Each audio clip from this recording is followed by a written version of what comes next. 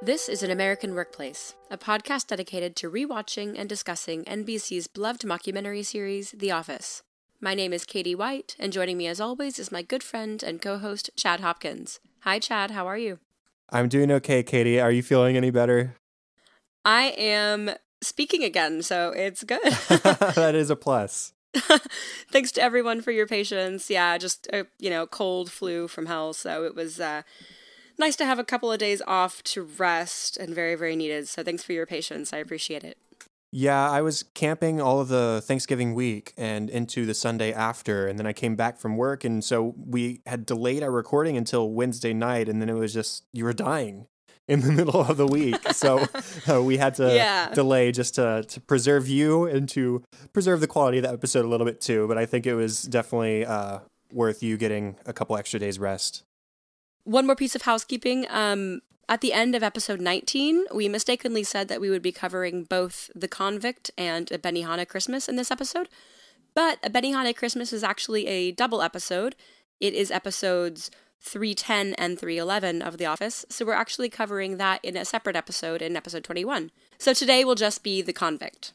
Today, also, we were going to record a couple hours ago, but I had skipped over The Convict in my watching because I wasn't paying attention and just prepared for the wrong episode. So we've had a series of mishaps going into this one, but it should still be fun. And I suppose that's all of our housekeeping stuff. Although I do want to mention, looking at our stats for the podcast today, we are 10 away from 10,000 downloads total, which is insane. Yeah. This show is getting the download numbers a lot faster than Cinescope did because I guess it's a little bit more of a specific niche kind of thing. And I'm glad to see it going so well. It's definitely been a worthwhile effort on our part.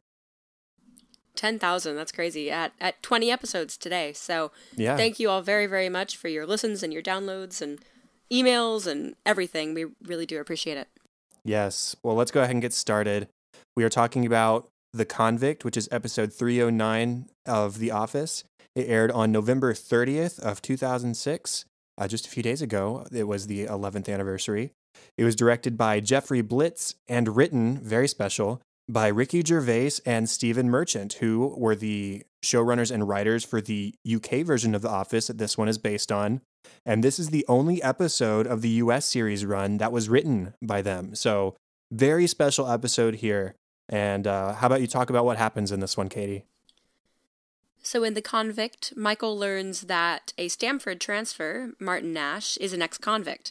Now, Martin is black, so Michael tries to avoid any racist stereotypes and discourages people from suspecting Martin of anything. Meanwhile, Andy asks Jim to help him set him up with a woman in the office, and they decide on Pam. Jim, of course, takes this as an opportunity to prank Pam by misinforming Andy about the things that Pam likes, so they have some fun there.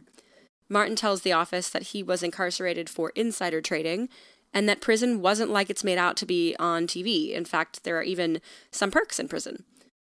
Pam jokes that prison sounds way better than the office, and Michael, of course, finds this horrifying and retaliates by proving that prison is bad, which, of course it is. He proves this by sending them to mandatory outdoors time in the freezing cold. He introduces them to Prison Mike, a character that he creates, a very hardened criminal character. And by the end of the day, Martin chooses to quit Dunder Mifflin Scranton, so we lose one more Stanford employee. Yeah, they're dropping like flies now. By the end of the episode, we've only got Hannah and Karen left. And Andy. Oh, and Andy, yes, thank you. Yeah, we have 3. Right, and then with Michael at the start of the episodes, just speaking of Hannah, we've got the cold open, which doesn't have a whole lot to do or anything to do with the rest, but Hannah has brought in her baby to work today, who we've talked about her motherhood in past episodes. Michael says, "May I?" And she thinks, "Oh, yes, you can hold my baby." But Michael instead crawls under Hannah's desk and gives a voice to the baby. And that's already weird. And then he takes it too far by saying he wants some milk, which is even creepier because it means that he's talking about Hannah's breast, and he knows that, and everybody knows that. It's just, why do you even have to go there, Michael? So even before we get into the whole Martin issue, Michael is expressing, I don't know if insensitivity is the right word, but a lack of discretion probably is a little bit more accurate. Which is, I think, the second time, at least at Scranton, that we have had any sort of topic about Hannah's breasts, because, of course, Creed has taken a photo and at this point already. So, yeah, I mean, you're gonna be, she's breastfeeding in the office. She has a kid. Like, okay. But there's an awful lot of conversation going on around Hannah and her motherhood at this point. And then once we get into the actual episode, Jan is on the phone because they have discovered that they got this check that is some sort of like reimbursement check or something that they don't know where it came from or why they got it. So they've called up Jan. It's Kevin and Angela and Pam and Michael on conference with her. And Jan says, oh, that just means that Josh was taking advantage of this program where if you hire an ex-convict, you get money back in return. It's just the way things go. And they get concerned, specifically Angela gets concerned that they have a convict in the office. And they start suggesting, who might it be? Well, Michael says, there are no ex-cons here, unless they mean Toby, convicted rapist, and nobody thinks that's funny. Especially because there's nothing in Toby's personality that would indicate that kind of behavior. It's just because Michael doesn't like him. Right. And then they start naming off the new Stamford people. And so they mention Hannah, and then they mention Andy, and then they could have mentioned Karen, but then Kevin mentions maybe it's Martin. So there were only two people he could have named at this point, and he mentions Martin. And Michael just goes off on him, says, you are a racist and you need to stop it right now. But there were only two other people. They were naming all the new people, the only people it could have been. And it wasn't unreasonable for Kevin to just name one of the other two people that were left. Like, it was such a non-big deal that Michael turned into a big deal, which, I mean, story of his life, but still. Right. And we've seen so much of Michael be so insensitive as far as, I mean, racial insensitivity and insensitivity to women and everything. So it's, I get and I appreciate that he is trying to, I don't know how to phrase this, discourage the idea that all convicts are black, or that he's trying to minimize racial stereotypes, but he's taking it so far to, how could you possibly believe it would be Martin? Well, because he's one of the, 3 or 4 people that it could be. He's, I think, trying to do a good thing, but it's not working. I'm not sure how to put that, but no, I know exactly what you mean, and it's just Michael trying to be sensitive, but in doing that, he takes it too far in the other direction. Right. And when they do find out that it was Martin for sure from Jan, he has this talking head where he says, "I hate that it's Martin because it's such a stereotype, and I wish that Josh had made a more progressive choice, like a white guy who had polluted a black guy's lake." Which, in a way, is also being racist because it's like that's the worst thing he could think of a white person doing, Yeah, right. So he tells the others to just forget about it, move on. I trust Martin implicitly. But then he goes off and he tells Dwight, and Dwight has a minor freak-out moment. Not so minor freak-out moment. And then he goes and he makes this totally unnecessary announcement to the whole office. And it's just, he outs Martin. He outs Martin as an ex-convict, and that's really not anything that needs to be public information. Right, because now it's going to make everyone uncomfortable. Martin didn't go to prison for a violent crime. It wasn't as if he's a danger to those around him. It was something to do with business, and that's, it's still a crime, but he's not I don't know that I would put that as, he's not a murderer. He's not a rapist. He did insider trading. Okay. I'm way less afraid of someone who took part in insider trading than I am, say, a murderer. So Angela and all of her fear of, I'm in a dark, dimly lit, far away corner of the office. Like, I weigh 90 pounds. Like, okay, yeah, but he's not a murderer. Yeah, he's definitely not somebody you should be afraid of. And they've been around him for a week at this point, and there's nothing about him to make you uncomfortable just in general. Like, if they had gone their whole lives without knowing this specific information, they never would have guessed it. Right, exactly. Because they've been working with Stanley this whole time too, and Stanley's black, and I mean, it's just another person in the office. It's not a big deal. It shouldn't be a big deal.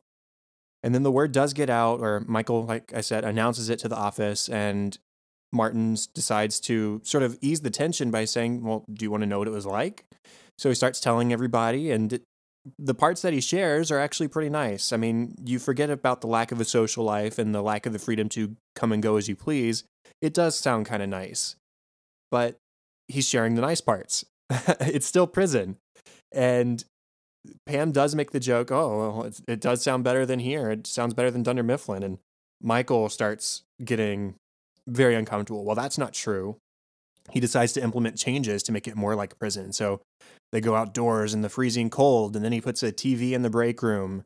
And Martin's there when he does that, and he says, well, the TV in our rec room in prison was bigger and honestly probably better quality, because the picture on the TV that Michael has set up is grainy and fuzzy and not really suitable for watching anything on.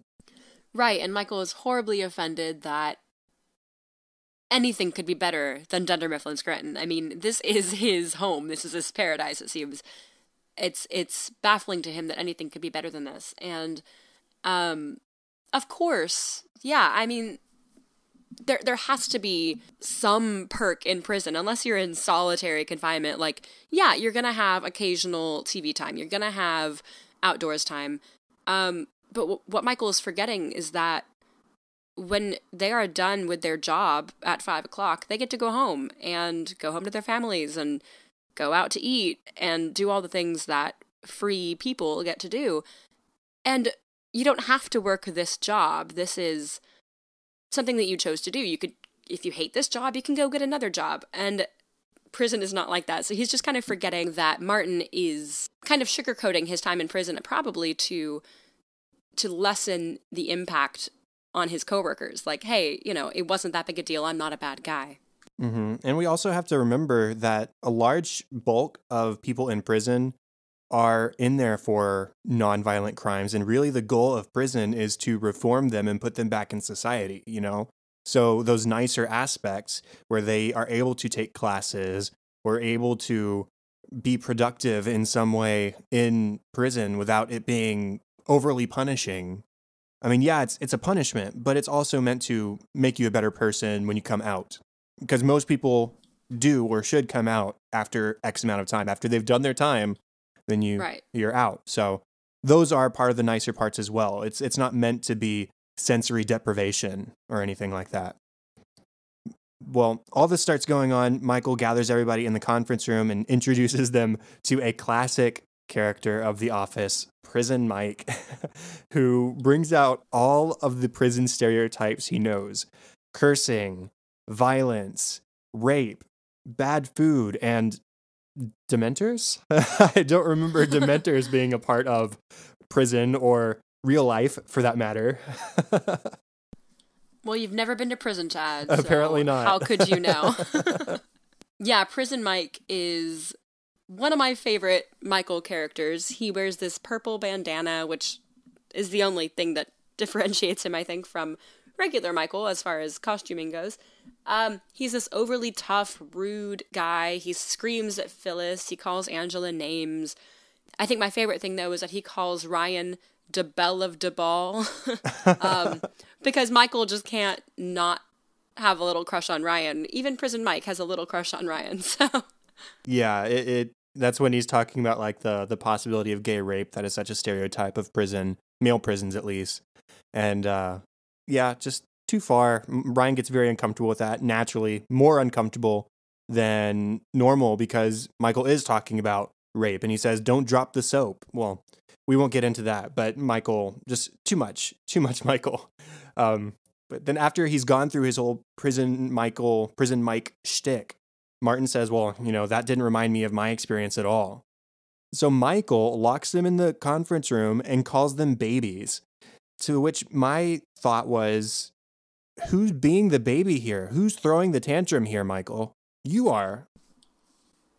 that was my thought too, because when he locks them in and he stands away, it really is a temper tantrum. He's just, he's not getting what he wants. He's not conveying his point the way he wants to. So he's just getting mad and punishing them for something that, I mean, they didn't do anything wrong. It's toddler behavior. And Toby, of all people, has to come over and convince him that obviously the office is better than prison. And they're just teasing him to be funny.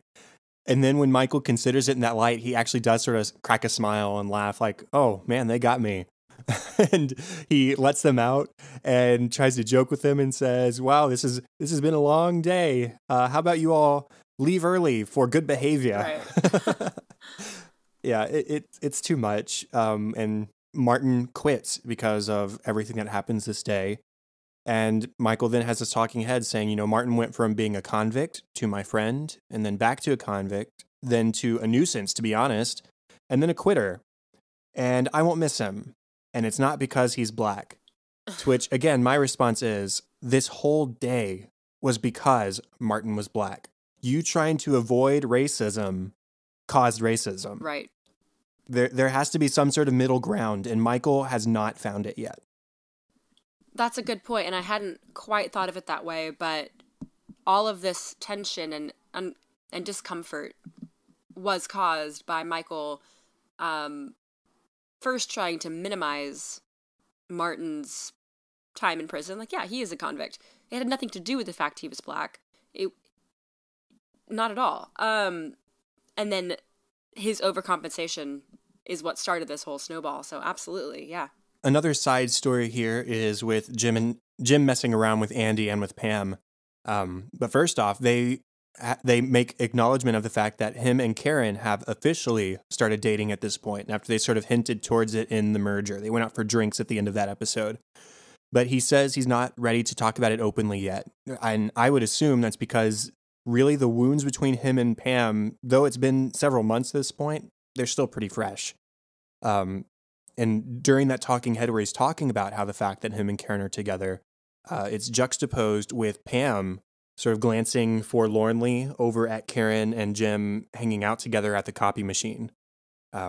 So that's happening. He's trying to save Pam's feelings a little bit, I think, even though it's still pretty obvious that him and Karen are spending time together.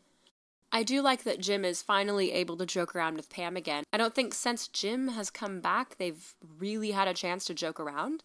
And so Jim's kind of handed this opportunity. Andy wants to be set up with somebody in the office and throws out a few names. And Jim says, no. And then Andy says, Pam. And Jim, of course, yes, you should ask Pam out. This is perfect. Because he knows Pam really well and he knows what she does and doesn't like. And so he pranks Pam by misinforming Andy with all of these things that Pam supposedly likes. She likes really high falsetto singing, and she likes pig Latin and frisbee golf and all of these things that Pam is just not really into. So Andy goes over and just bombards her with all of this information he has learned about her, which of course I think Pam catches on to pretty quickly, but enjoys watching Andy kind of make a fool of himself. Yeah, Andy approaches her and he does this whole routine, and he's thinking he's charming her, but really he's kind of repulsing her. And she just responds, wow. And Jim does this slow turnaround in his chair, sort of glancing away, and then he just shifts his eyes like, here I am. What did you think of that? And then she has this brief talking head where she has this huge smile on her face, and it seems so genuine. She's just saying, wow, that was, wow. I almost think that smile is so genuine because she realizes how much Jim does know and remembers about her, because in a way that shows that he does care. Not romantically at the moment, but he does care about her. And there's a moment where Karen comes up to Jim and says, hey, what are you doing? And he fills her in on this prank on Pam. And Karen wants in on it. And Jim's really uncomfortable. He kind of side skirts and tries to kind of brush it under the rug and say, no, like, I kind of run the gauntlet with this. This is kind of over. But he seems really uncomfortable with the idea of Karen pranking Pam or hanging out with Pam, or anytime that they talk, he's kind of watching, and I mean, I get that could be really awkward, but he seems very uncomfortable with them interacting at all. I don't think he wants the two of them together. He had feelings for Pam. He has feelings for Karen. Um, Intermixing those, especially because his break with Pam and leaving Scranton was so painful initially. Now that they're back, sort of mingling the two worlds further than just being coworkers, seems too much to him. Now, as for other characters' goings on in this episode, Angela, as I said, was greatly concerned at the hire of reformed convict, as Jan calls Martin, reformed convict, not criminal. And Dwight has that extreme reaction as well, tells him to be cool.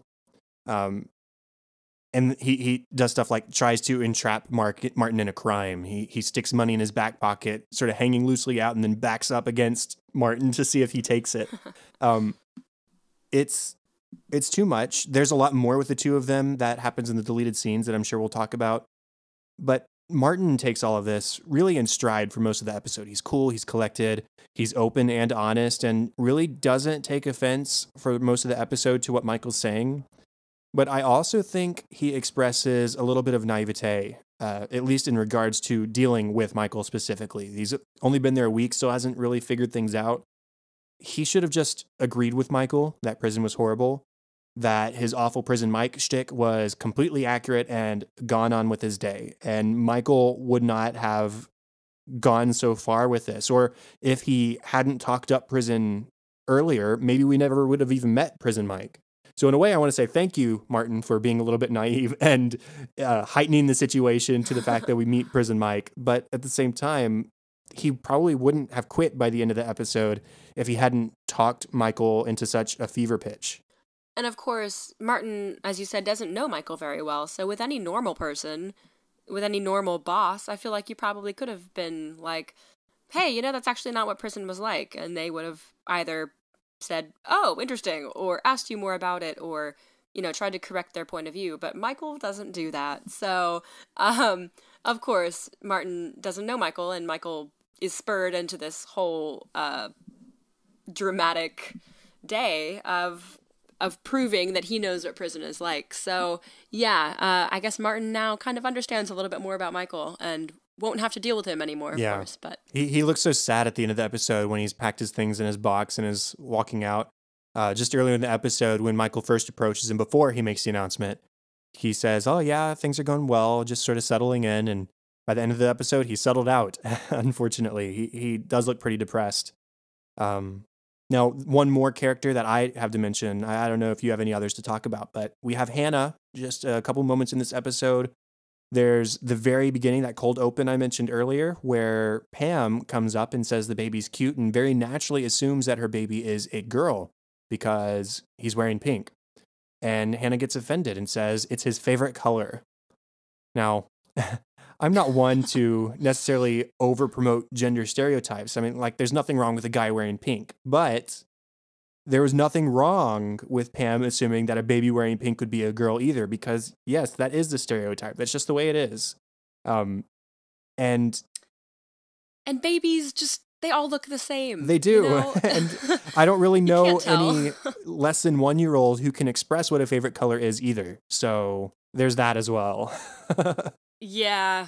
I mean, don't have kids, but I assume it's pretty standard practice. If, your kid doesn't have any hair yet or whatever, there's no way to tell if it's a boy or a girl. You generally dress it in colors that people associate with the gender that your kid is, You dress the girls in pink or purple.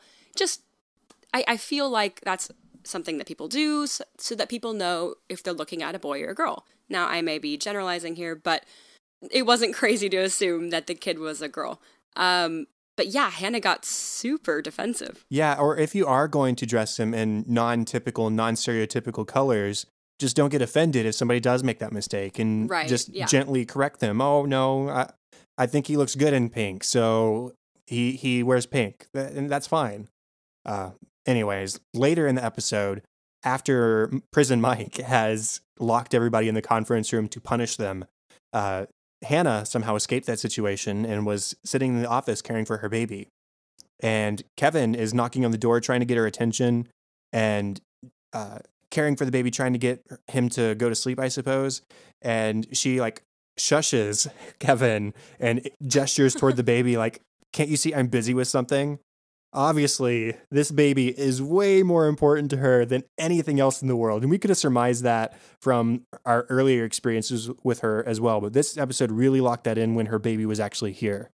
We see a lot of negativity around Hannah, and there's something next episode as well. I know that she's just a little unpleasant all the time. And like to this point, we don't know a whole lot about Hannah, but we do know that she's a very concerned mother. Everything that I think we've seen about her has had to do with her kid.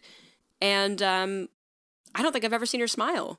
So we don't know a whole lot about her, but she is, this is prime Hannah right here, I think. Right. The only smiling we get from her is when the baby is being complimented. Yeah, exactly. Yeah. Now moving on to funny moments.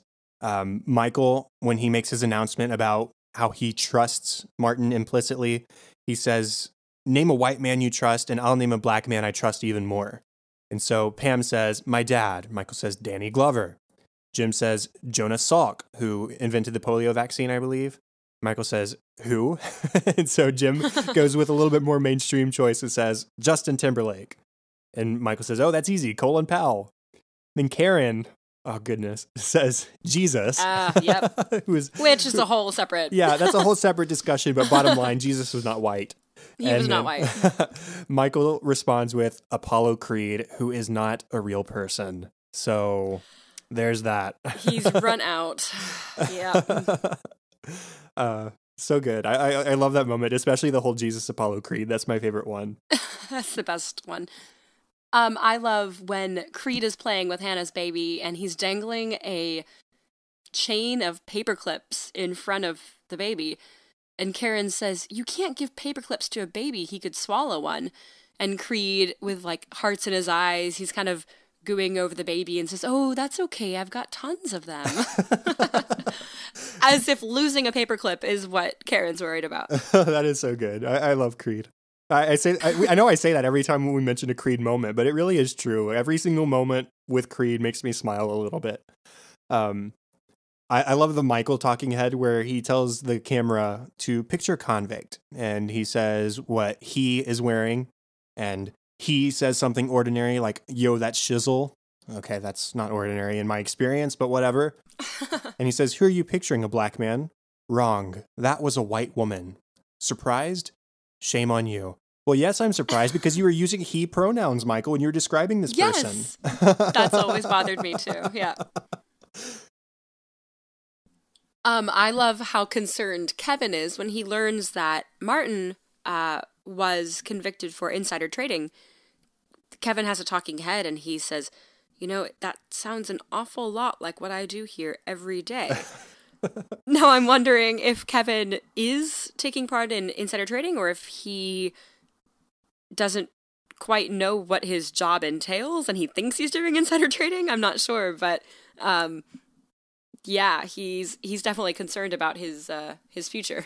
We know he's pretty good at poker, so maybe he's been doing some sort of gambling with company money or something. I don't know. Yeah, but maybe. Yeah, it'll be interesting to see if that goes anywhere as we proceed. Now, this isn't exactly a moment, but Jim has always had a very expressive face. And there are a couple of moments in this episode where it is especially wonderfully expressive. So when Michael talks about black people he trusts more than white people, and lists people like Apollo Creed, Jim makes a pretty fantastic face. And then when in the conference room he's doing the prison mic thing and mentions the Dementors in prison, Jim's face just lights up. And it's this huge grin because he realizes that Michael thinks that Dementors are real. And I just love those particular moments where Jim's face is particularly great and expressive. You mentioned the one I loved earlier where he's kind of slowly spinning in his chair towards Pam and he doesn't look at her, and then he just his eyes shoot over towards her. Yeah, it reminds me of that YouTube video, the dramatic groundhog or whatever, where it turns around and plays that dramatic flourish. Yeah. It's sort of like that. Squirrel or gerbil, I don't know, some rodent. Yeah, I know exactly what you're talking about. Yeah. The last one I have is just the zeal with which Andy pursues Pam in that one scene. And he like checks off all the boxes that that was on the list that Jim gave him. So I have to applaud Andy for his zeal, but Pam's reaction to that is also just too good. Where I laugh so much every time. My favorite moment of that whole courtship, if you will, is when I think it's the last scene of the episode. Pam is sitting there listening to Andy play banjo and singing in a really high falsetto, and she's just smiling because she knows at this point that she's just being messed with, but Andy doesn't know. And I think she catches eyes with Jim and just, thank you for this lovely prank. I've really enjoyed it, you know. Yeah, we get this great camera zoom where it's zoomed in on Pam's face first and she's smiling over towards Jim. And then we pan out and Jim is looking at his computer and he's just smiling too. And we can still see Pam sort of in the background looking over at him. It's a telling moment and really nice camera work. So on to some deleted scenes. Quite a few for this episode. One of my favorites is with Dwight. He hears that there is a, quote, human baby in the office, which didn't probably need to specify human, but that's fine. He smiles a really creepy smile. He's very excited that there's a human baby. And then in a talking head interview, he lists the many skills of a mother. He said he really values mothers, including they have to be able to make a stew that feeds 12, and it's essential that they are able to run a small schoolhouse. So, I don't know if we know a ton about Dwight's family at this point, but it sounds like he was raised with many other children, because his mother probably had to make a stew that feeds 12 and was probably homeschooled in a schoolhouse. So, more insight into Dwight's history. And shortly after that, there's a deleted scene where Andy and Dwight start arguing over who was a better baby. Andy talks about how he was, he did like commercials and acting and stuff as a baby, and Dwight minimizes that. And then he says, you know, well, get this, I was born 13 pounds and my mother couldn't walk for 3 months. And Andy calls him a mutant, and Dwight says, I take that as a compliment, X-Men. And Andy says, ex-nerd. And Dwight says, I'm a current nerd. So he owns up to the fact that he's a nerd. It's just this funny back and forth and seeing how the rivalry continues. We didn't have a whole lot of Kelly and Ryan this episode, but they did have a deleted scene that made me laugh. Kelly is playing with Hannah's baby, and she announces to Ryan that she wants a baby this instant, in her words. And so, of course, Ryan's freaked out. And then in a talking head interview, Ryan is upset that Kelly forgets to take her birth control pills on purpose. She does not actually forget. She chooses not to take birth control because she wants a kid, and is kind of tricking Ryan into becoming a father, which is super not cool. But we can see more of Kelly's plans for a family with Ryan. Yeah, I think it's just so funny the way she's holding the baby and just patiently waiting behind Ryan, waiting for him to turn around and say something. Pam mentions, this was an interesting reveal, she says she's been working with Dwight for 4 years, so we're getting a little bit of a timeline as far as that goes. It's been 4 years of her at Dunder Mifflin. Yeah. Then like I said earlier, there's a lot of Dwight and Angela trying to learn more about Martin and assuming things about Martin, like Dwight assumes that Martin was in prison because he killed someone. He says, how do we know he won't kill again? Again, no proof for that, and especially because that's not what he said. But Dwight says, yeah, he's a convict, i.e. liar. And so that's exactly what a convict would say. And whatever, Dwight. He goes too far. And there's later when everybody goes outside for rec time, if you want to call it that, or that's what Michael calls it, where Martin is giving Meredith a ride to go get her car from somewhere, and Angela stops him and compliments his car and then makes note of his license plate and puts it in her phone right in front of him. And then Martin starts to leave, but then stops because he realizes that Dwight is chilling out in his back seat. And so it's actually this whole through line throughout all the deleted scenes that was just cut from the episode, where they're doing so much to try and find out where Meredith was after Martin comes back without her. Well, she's getting in her car and coming back herself. So it's just too much, and you really don't get that much of Angela and Dwight doing that in the episode, and obviously that's why it's in the deleted scenes. There's also a couple of deleted scenes, talking heads, where some of the office members disclose their criminal pasts. We learn that Ryan was arrested for loitering outside of a Dunkin' Donuts, which is amazing to me because he's just kind of this average guy, you know? Mm-hmm. And that seems to be the most average crime you could be arrested for. Yeah, loitering. Yeah, right, outside of a Dunkin' Donuts, like, it's just perfect.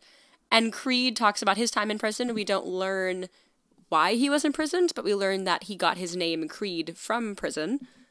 I don't know what to gather from that information. Like, I don't either. A creed is a set of beliefs.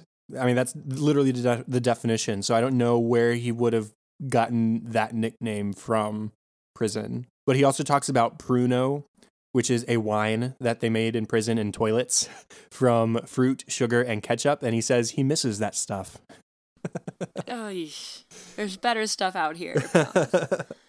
There's also a deleted scene where Pam is trying to get some kind of revenge on Jim for his prank. So she pulls the same thing. She misinforms Andy with all of these things that Jim would not like. So Andy tries to entice Jim with this night out with all kinds of things that Jim would not like. And Jim catches on immediately, of course. And so when Pam walks past, Jim kind of congratulates her on her prank. And she replies, "F-A offe," which is Pig Latin. But I have not used Pig Latin in a really long time. I believe she's saying F off, except I don't think that's how you would say it in Pig Latin. I'm not positive on that. Yeah, that's not quite how Pig Latin works, but I don't think you could say F off in Pig Latin correctly. Because It's supposed to be the first syllable or the first consonant goes on the end of the word with A. So if you were saying the word stop, it would be opstay. Opstay, right. Yeah, but because F and off both start with vowels, you couldn't do it differently. So that's just the way it is, I guess. But her point comes across pretty clear. But it should be noted that it's a playful F off. So yeah. They're joking around. Yeah. And then Michael has a talking head that further reveals some background about him a little bit. He says, when I was a kid, there was a costumed character owl that talked about giving hoots and not polluting, and he never polluted again. So he realized there was power in dressing in an elaborate costume and speaking in a voice that is not yours. And thus we have Prison Mike and Ping and all of his other various characters. Now, as far as discussion topic goes, I have just a question that may have a little bit of discussion, maybe not a lot, but we'll see. Would you think that Michael would have reacted similarly if Martin had not been black and he found out he was a convict? And why or why not? I think initially he would not have reacted the same. Okay, like let's say he found out that it was Andy, say, that was a convict. Just as new as Martin, but white. I think he would have been equally freaked out because it's something foreign to him, but probably wouldn't have gone through all the extremes of trying to convince people that Andy was okay, or that...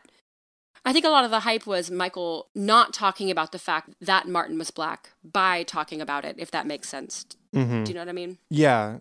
The way I could sort of see it going two different ways. One, he's a white guy, and so because he's white, Michael trusts him.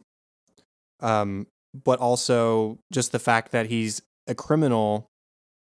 I don't know where I was going with that. I don't know. I still could see it going both ways, but it definitely was him trying to avoid being insensitive that made him screw everything up. And so if it was a white guy, that obstacle wouldn't have been there. But I don't know whether he would have been concerned that he was a convict or not, just based on the fact that he was an ex-convict. Right. I feel like he would be at least awkward around him, because Michael knows nothing about prison. We see that in this episode. And it's something that is very dramatized in TV and movies, so I think Michael still would have tried to relate, but failed, obviously, because Michael's, he's a pretty vanilla guy. He hasn't gone to prison, so maybe not had... He probably wouldn't have been as offensive, but would have still tried to relate on a level he couldn't relate. Yeah, maybe the number one thing would be, I don't know if Michael would have made that same announcement about him trusting Martin if he had been white, because he wouldn't have felt the need to express support for a white guy because he's a white guy. Right. Yeah, that makes sense. I think maybe a more telling thing would have been seeing how everybody else reacted to possibly finding out that he was an ex-convict. Like there was a deleted scene that I didn't mention where Martin expresses to Stanley that the prison reveal went well. Stanley says it would have gone better if you hadn't committed a crime or if you hadn't been to prison. And then Stanley has his talking head about how he'd been this upset by finding out anyone in the office had committed a crime, but he's especially upset that it just had to be the other black men. He said, of the two black men here, one of them has served time. And so he expresses a little bit of an extra level of disappointment. So it just would have been interesting to see how things might have flipped or not flipped if it just had been a white guy. So I just thought that was an interesting thing to consider. Yeah, absolutely. Well, that brings us to the end of our 20th episode of An American Workplace. You can contact us on Facebook at facebook.com/workplacepod or on Twitter at workplacepod. You can rate, review, and subscribe on iTunes, and you can email feedback or ideas to workplacepod@gmail.com. You can find me on Twitter at KTLady623 or at facebook.com/katie.white. And the best place for me is at Chadadada on Twitter. That is CHADADADA. Facebook.com/Chad.Hopkins. And also on my other podcast, Cinescope, where we talk about the movies we love and why we love them. You can find that where podcasts can be found or at the website, thecinescopepodcast.com. All notes and all contact information can be found at workplacepodcast.com. That's all for this week. Thank you so much for joining us to watch one of our favorite shows, The Office, here on episode 20 of An American Workplace. Make sure to join us in episode 21 for a discussion on the next episode of season 3, A Benihana Christmas. Bye!